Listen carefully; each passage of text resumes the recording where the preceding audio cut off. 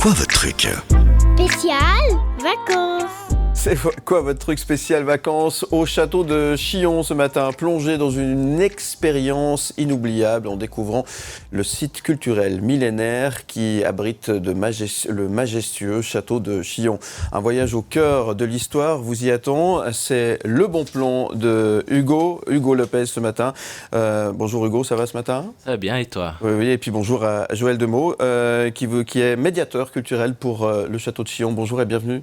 Bonjour, effectivement, je suis médiateur au château de Chillon et ça me fait très plaisir d'être là avec vous ce matin. Eh ben, merci d'être là. Alors, parlons justement de ce bon plan vacances, mon cher Hugo. Château de Chillon, tiens, voilà une belle idée. Ouais, c'est le monument historique le plus visité de Suisse. Et tel un classique 501, un jean 501. Et je vous fais cette recommandation aujourd'hui. Joël Demeaux, vous êtes médiateur culturel du château, comme Philippe l'a mentionné.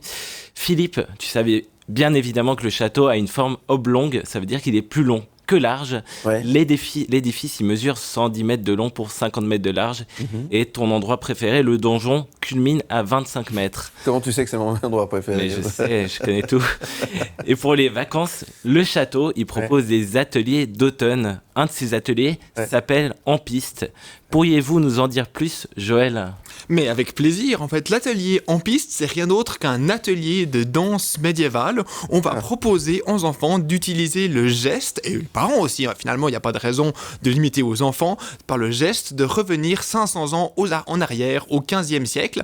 En fait, on a un partenariat avec une compagnie de reconstitution médiévale, la compagnie qu'on appelle des pieds gauches. Pourquoi les pieds gauches ? Parce qu'on prend toujours le pied gauche pour commencer une danse. C'est comme ça au Moyen-Âge. Et du coup, ils vont pouvoir tester le branle de l'ours, la danse des lavandières, les chevaux, etc. Et simplement danser comme au Moyen-Âge.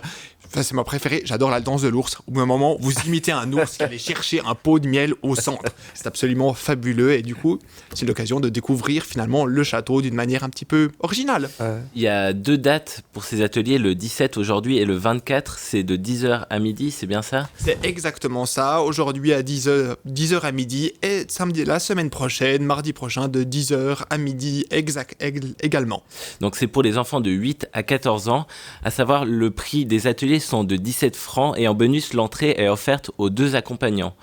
Philippe, tu maîtrises plutôt la hallebarde ou le glaive ? Entre les deux, mon cœur balance. Je m'en doutais.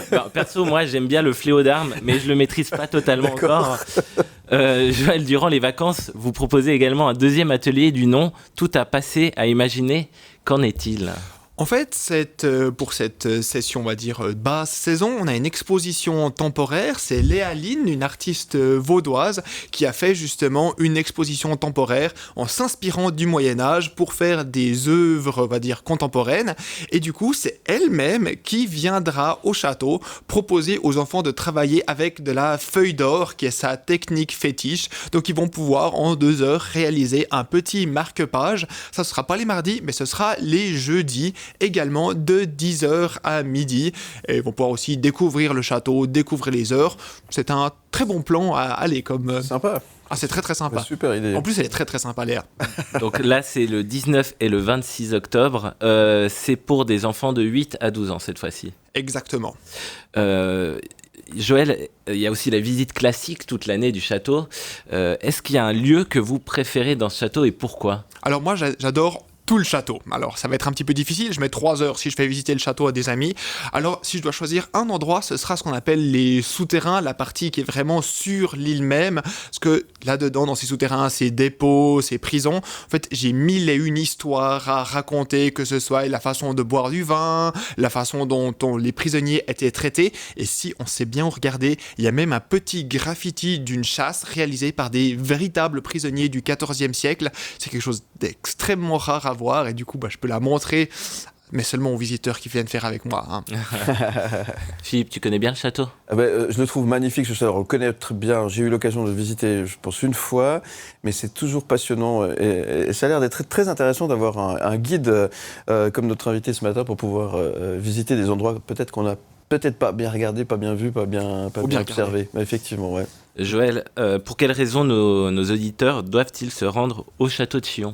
Déjà parce que c'est, comme tu l'as dit tout à l'heure, c'est un classique vraiment de la Suisse, c'est vraiment le monument incontournable. C'est-à-dire si on doit passer en Suisse, c'est probablement ce que je recommanderais, même pas parce que je travaille ici, c'est simplement parce que c'est un endroit que j'apprécie, que c'est le monument, un des châteaux les plus grands et les plus visitables d'Europe. Il y a quasiment toutes les pièces qui sont ouvertes, depuis les appartements jusqu'aux fortifications. Et si vous y faites une visite guidée, donc vous demandez à un guide de vous guider, il pourra vous montrer plein de petites choses qu'en tant que visiteur libre, on ne verra pas forcément. Donc moi, c'est vraiment un incontournable et on organise plein de manifestations qui permettent de découvrir le château d'une façon encore plus originale. Donc, on sent le passionné là. Hein. Oui, ça se voit.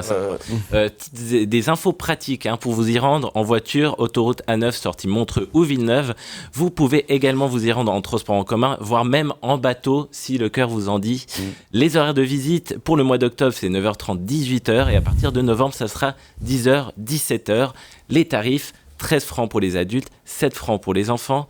Et vous trouverez toutes les infos sur le site web du château. Galopez-y. D'ailleurs, suis-je adoubé après ce conseil, Philippe ? Pardon, j'ai pas compris. Suis-je adoubé ? Ah oui, complètement. Complètement. Bon, pour moi, c'est bon. À demain, preux chevalier. Merci beaucoup pour la Savoie. Ouais.